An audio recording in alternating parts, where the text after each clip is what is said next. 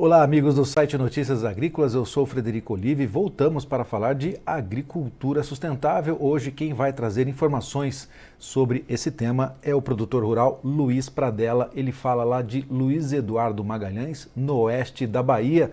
O Luiz Pradella é também vice-presidente da Federação Brasileira do Sistema de Plantio Direto na Palha. Ele representa o estado da Bahia e também é conselheiro consultivo da AIBA, que é a Associação dos Produtores e Irrigantes da Bahia. Luiz Pradella, muito boa tarde. Boa tarde a todos os telespectadores, ouvintes do site. Ok, nós estamos fazendo um trabalho aqui para o site Notícias Agrícolas e também no nosso quadro Agricultura Sustentável, lá do portal Tempo e Dinheiro, levando informações mais de conhecimento e também da evolução das práticas de agricultura sustentável. O Luiz Pradella representa muito bem essa classe, né, de produtores que hoje fazem uso desse sistema para o seu cultivo. Ô Luiz, mais uma safra 21-22, como é que estão ocorrendo aí os trabalhos aí no oeste da Bahia? A chuva firme chegou aqui no final do mês de outubro, já permitindo o início do plantio. Alguns produtores já tinham plantado também no que nós chamamos de plantio no pó, de terra seca, e na sequência o trabalho vem se desenvolvendo. Tivemos também um período de chuva de alguns dias, aí, de 8 a 10 dias, que diminuiu bastante a velocidade do plantio, em termos de percentual de área. Mas nos últimos dias retomou-se novamente os plantios. As chuvas elas estão caindo em toda a região, o que está permitindo uma boa implantação das lavouras da safra 21-22, né? Principalmente no que tange aí a cultura da soja e também do milho, que a maior parte do milho é semeada logo no início da chuva, e algumas micro-regiões só dentro do oeste da Bahia que ficam com o milho para plantar mais no final do mês de novembro, início do mês de dezembro. Muito bem, quer dizer que então que essa região aí do Brasil, aí no oeste da Bahia, vai ter uma boa produtividade. Você acredita que com essas chuvas já ocorrendo no início do plantio, é possível que nós encontremos uma boa safra aí nessa região no momento da colheita? Com certeza, né? Um bom início de plantio é sempre muito bom, né? E a gente sempre tem a época recomendada e também tem a melhor época. E eu diria que nesse momento a maior parte da área vai ser semeada dentro da melhor época de plantio. Não está faltando chuva e estamos na melhor época para a cultura da soja, né? Para algumas micro-regiões, como eu falei mais cedo, mais cedo o término, né? E eles estão conseguindo avançar bem. Então, já é um grande começo quando se tem a maior parte da área plantada dentro da melhor época de plantio. Qual é a Para projeção? a cultura do milho também, aquelas que foram iniciadas no início das chuvas, também são lavouras que estão no início do desenvolvimento, mas que estão com bom desenvolvimento. E a cultura do algodão, que ainda aguarda uns dias para o seu início de plantio, que é mais para final do mês de novembro, início do mês de dezembro, que se implanta a cultura do algodão aqui na região. E vocês têm uma projeção de aumento de produção diante dessa expectativa positiva desse início de plantio, tanto do milho quanto da soja e depois do algodão? Vocês imaginam que pode aumentar aí a produção de grãos e também de fibras na região, Luiz? Olha, sempre acredito que sim, né? A expansão de área, que são as áreas que sempre são mais marginais do ponto de vista de produtividade, porque não estão bem corrigidas, são áreas que suportam menos o sol, elas vão sendo proporcionalmente menores em relação ao volume, né, de áreas. Então, quando se tem cada vez mais um volume de áreas velhas de cultivo, um sistema de plantio direto, em sua maioria, com rotação de cultura, com gramíneas colocadas no sistema, só aí já é uma tendência de possibilidade de aumento de produtividade. Sabemos que na última safra nós tivemos mais um recorde de produtividade da cultura da soja, principalmente. As outras duas principais culturas também foram muito boas, mas a soja atingiu 67 sacas por hectare, a média levantada a média do oeste da Bahia. Então, essa é uma média que está posta aí, que pode ser vencida, pode sim. Né? Não quer dizer que vai ser nessa safra, mas pela época de plantio, do jeito que está começando, tudo que o produtor fez, o dever de casa, com o uso de tecnologia, é uma safra que o país inteiro praticamente nunca se utilizou tanto calcário a mais do que se utilizava, né? Tínhamos fila nas minerações, praticamente até hoje ainda, né? Para tirar calcário, para aplicar. Então, isso tudo são tecnologias básicas para incremento de produtividade, para melhoria da produtividade, para melhoria do solo, da produção como um todo. Então, assim, questão de potencial, temos sim um potencial de conseguir chegar lá e produzir até mais mesmo do que produzimos na última safra. Então, o potencial de produção, cada ano as sementes, o cuidado com as sementes, o vigor das sementes também vai crescendo. Então, as implantações das lavouras vão ficando melhor, na média, né, elas vão ficando melhor a cada ano que passa. Muito bem, a gente fica muito feliz com essas notícias alviçareiras aí vindo do oeste da Bahia, uma importante região de produção agrícola do país. Agora, Pradella, você é vamos dizer assim, um instigador aí dos outros produtores em relação ao uso das ferramentas para ter mais sustentabilidade na agricultura. E aí a gente fala de rotação de cultura, a gente fala de cobertura permanente de palha, a gente fala inclusive do uso de bioinsumos.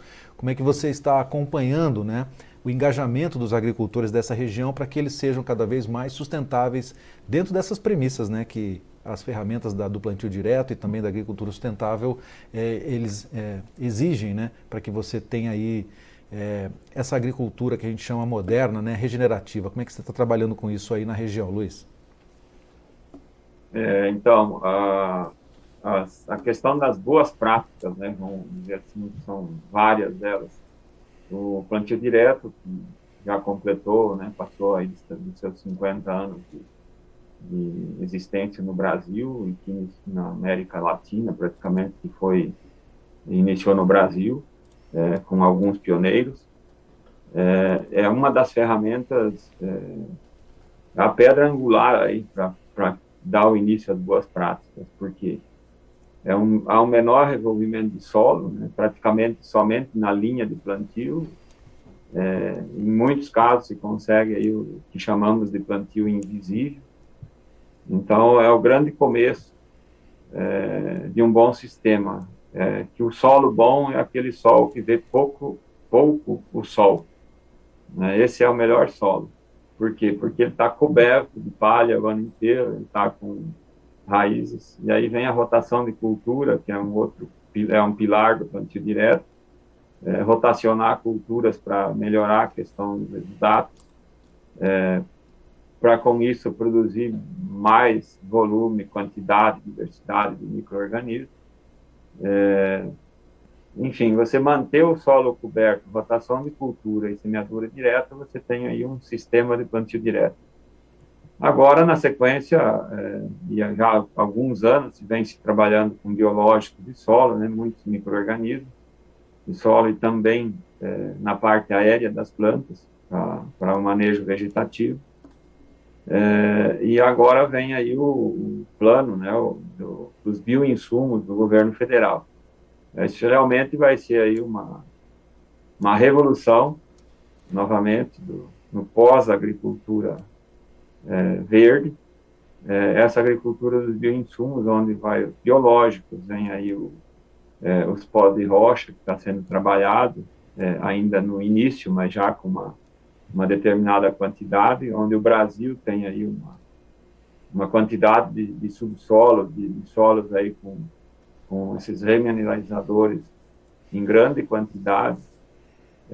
Então, é o que vem aí de agricultura moderna que você vem falando, né, as máquinas, as tecnologias embarcadas, tudo isso vai fazer diferença na hora da operação, na hora do manejo e tal, o poder de fogo do produtor de poder entrar manejando, fazendo acontecer os plantios nas melhores épocas.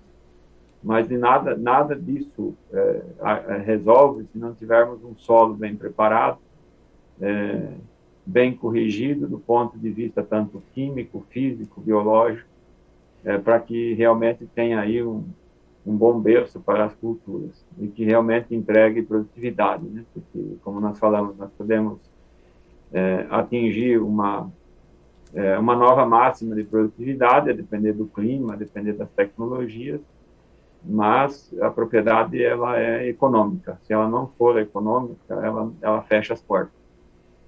Então, tudo isso é um pacote de tecnologias e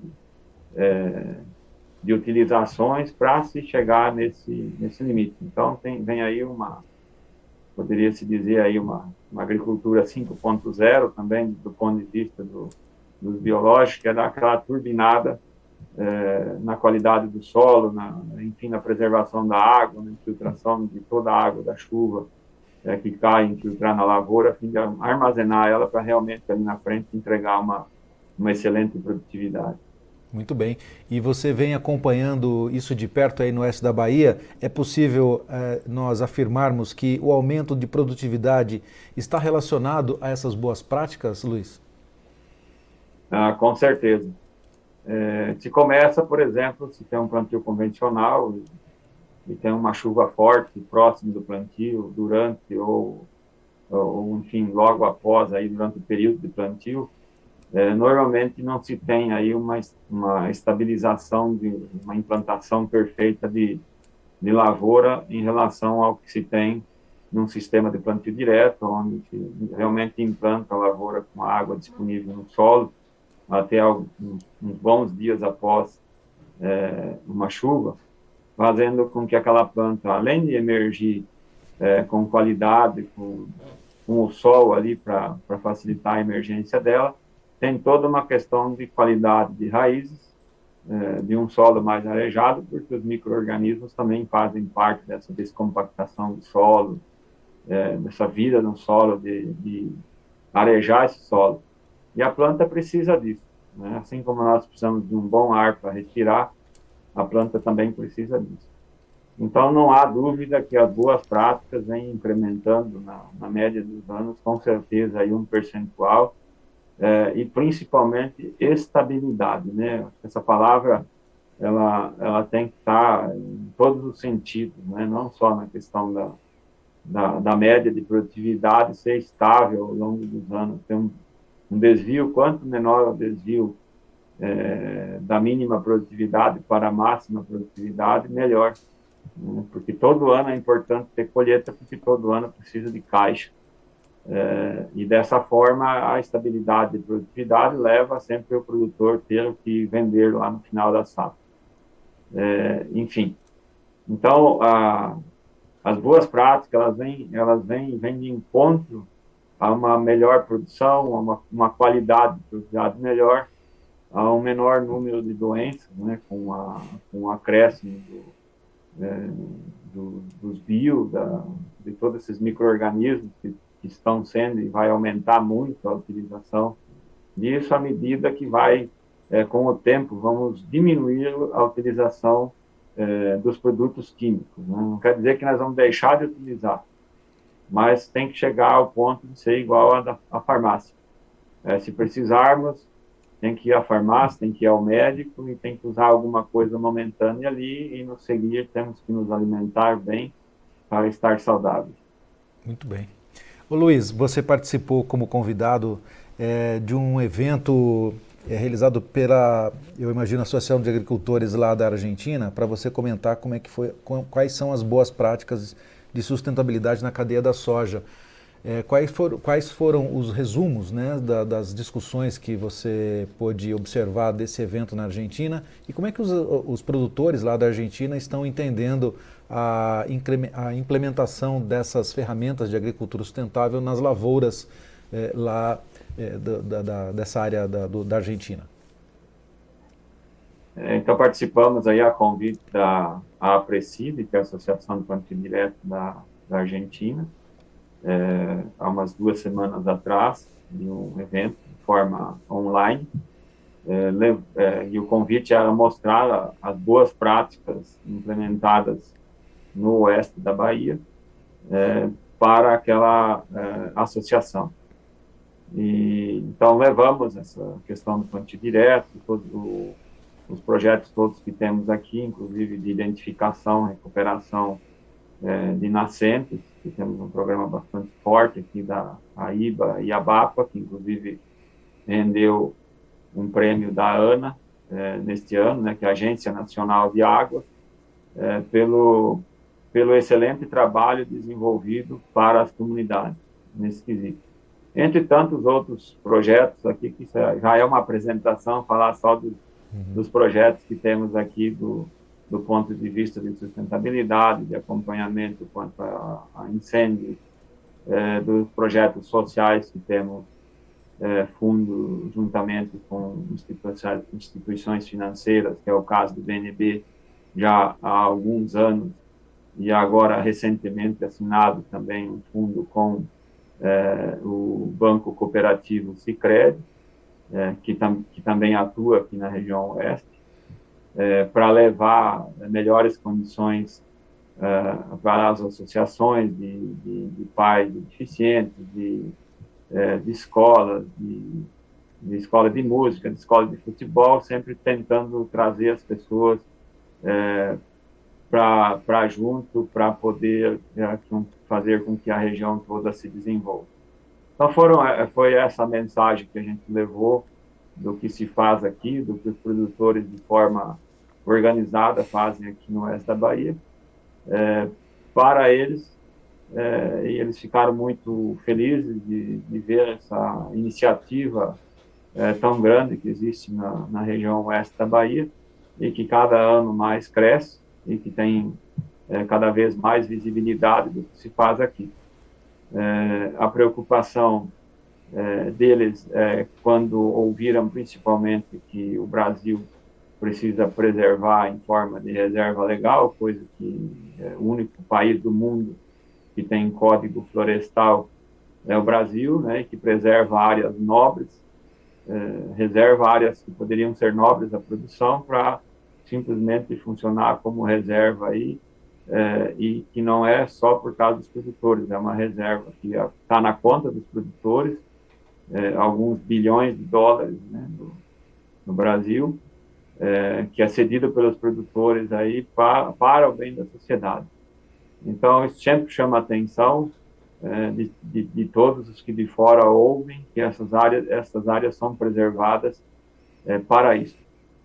E eu acredito que esse diálogo praticamente está acontecendo em todos os locais, né, incentivado por um fundo de inovação, onde tem a cadeia da soja, porque as discussões são exatamente para discutir técnicas sustentáveis para a cadeia da soja, né? Independente se é diretamente ligado à produção, fora da produção, o que o soja está levando de bom para as comunidades aonde ele chegou. Foi nesse tom aí a discussão. Muito bem. É impressionante como a gente ouve, né, do produtor rural brasileiro essa emoção, né, essa condição que nós temos hoje de apresentar a nossa agricultura de forma bastante sustentável, porque somos realmente o único país no mundo que tem código florestal que preserva as suas matas, e o agricultor agora, através das ferramentas de agricultura sustentável, também recuperando o solo e dando mais produtividade às nossas lavouras. Isso que vai trazer para nós uma observação em relação ao aumento de área, né? Se você tem mais produtividade, certamente o aumento de área vai ser menor. E para a gente Exatamente. Só colocar mais alguns dados aqui, por exemplo, né, da logística reversa, que o Brasil foi fundador disso também, das embalagens defensivas agrícolas. Né? Sim. Lá pela década de 70, 80, as áreas começaram a crescer de agricultura e veio os químicos e o que fazer com essas embalagens. Enfim, e o Brasil é um dos únicos países do mundo também que tem essa essa legislação, e o oeste da Bahia, por longos anos, aí é a região que mais recolhe embalagem de defensivo agrícola, e levando de volta, né, além da tríplice lavagem, de poder entregar esse material em condições de industrializar ele para outros fins, nós temos aqui a Central Campo Limpo, que realmente faz um trabalho magnífico de recolher o máximo que pode, né? Então, essas atitudes, por isso que eu falei antes, não é só aquilo que acontece lá na lavoura, a preocupação não é só com a produtividade, a preocupação está com as pessoas, está com as embalagens, está com o trânsito, está com o cuidado com as pessoas que têm que ter para produzir. O Brasil é um exemplo nessa questão da sustentabilidade de maneira geral, né? Haja vista 66% das nossas florestas aí estão preservadas, e é o exemplo do oeste da Bahia também, de 66% do seu cerrado, caatinga, enfim, das vegetações aqui estão preservadas. Muito bem. Ô Luiz, bom, e já finalizando a nossa entrevista aqui, acho que um momento importante aí dessa sua participação ativa aí como mensageiro dessa agricultura nova, essa agricultura sustentável, foi a sua participação em um dos painéis promovidos pela COP26. Você participou no dia da agricultura, né, trazendo informações a respeito das ações efetivas da sustentabilidade, aí promovido inclusive pelo Ministério do Meio Ambiente, a Apex, junto à COP26. Quais foram as mensagens que você levou para a COP26? A gente já sabe que essa mensagem é muito importante para que todos possam realmente entender como funciona a agricultura brasileira. Como é que foi a sua participação lá, Luiz? Foi um momento assim bastante importante para o agro brasileiro, porque, segundo relatos, é a primeira COP onde o agro, o produtor ou a associação teve a oportunidade de participar e colocar aí seu ponto de vista e apresentando projetos que acontecem na prática já. São ações efetivas, não é o que eu imagino fazer, é aquilo que a gente já faz no cotidiano do dia a dia, e essa é a entrega. Então, foi um momento bastante importante. Os projetos mostrados lá, eu não vou repetir aqui, é basicamente o que eu falei em relação à Argentina, que é a questão da sustentabilidade mesmo, então, o que a IBA faz, o que a ABAPA, o que a Federação Brasileira, da qual eu represento também, fizemos aqui no Brasil, e poder mostrar isso para o mundo que, além de produzirmos um grande volume de alimentos para o país e também para o mundo, ainda preservamos a maior parte de nossas florestas, preservamos o nosso solo onde produzimos de forma com o sistema de plantio direto, rotação de cultura, os bioinsumos que vem aí. Nós estamos eternizando os nossos solos dessa forma, então garantindo uma alimentação de qualidade e em quantidade para os nossos herdeiros, sucessores, né? E isso é importantíssimo, porque sem isso, em qualquer lugar do mundo, quando faltou comida, teve guerra. Então, desta forma que estamos fazendo incansavelmente, buscando cada vez mais, produzir mais, preservando mais o nosso solo, né, as nossas águas, e esta é a mensagem que procuramos levar, e o outro representante do agro também, que esteve falando no mesmo painel, também procurou levar essas informações. Então, a COP26, acredito que fica marcada para o agro brasileiro, principalmente, poder ter tido voz, né? E eu particularmente agradeço muito o convite de poder ter sido um dos escolhidos aí, dos convidados a poder estar levando essa mensagem, né? E fazer isso é uma demonstração de que a nossa região está indo no caminho certo com estas práticas, e vamos continuar evoluindo para poder ter sempre mais ações obras para mostrar para toda a comunidade. Muito bem. Tenho certeza que fomos muito bem representados, Luiz Pradella levando informações de agricultura sustentável para todo o mundo através aí da COP26 que aconteceu há 2 semanas atrás lá em Glasgow, na Escócia. Ô Luiz, então eu já vou agradecendo a sua participação aqui no Notícias Agrícolas, também no nosso portal Tempo e Dinheiro, através do nosso quadro Agricultura Sustentável, trazendo mais informações sobre essa nova revolução da agricultura, que é esse manejo aí de sustentabilidade que os agricultores estão implementando nas suas lavouras, trazendo mais produtividade, redução nos custos de produção e essa resposta à sociedade de que o agricultor é um conservacionista e está procurando trabalhar cada vez mais de forma sustentável para trazer aí uma agricultura mais moderna. Tá certo, Luiz? Então, agradeço a sua presença, meu amigo. Muito obrigado pelo convite, pela oportunidade de poder estar externando o que fizemos aqui na região oeste da Bahia. Uma boa tarde. Uma boa tarde para você, Luiz. Nós falamos com o Luiz Pradella, então, que é vice-presidente da FEBAPREDê, que é a Federação Brasileira do Sistema Plantio Direto na Palha, lá representando o estado da Bahia, e também um produtor rural bastante que incentiva muito aí a agricultura sustentável, e nós aqui do site Notícias Agrícolas e Portal Tempo e Dinheiro estamos sempre trazendo essas informações. Então, para vocês que estão nos acompanhando, fiquem conosco porque tem mais informações. Participe das nossas mídias sociais, no Facebook, Notícias Agrícolas, no Instagram, @Notícias Agrícolas e em nosso Twitter, @Noteagri. E para assistir todos os vídeos, se inscreva no YouTube, na Twitch, no Notícias Agrícolas Oficial.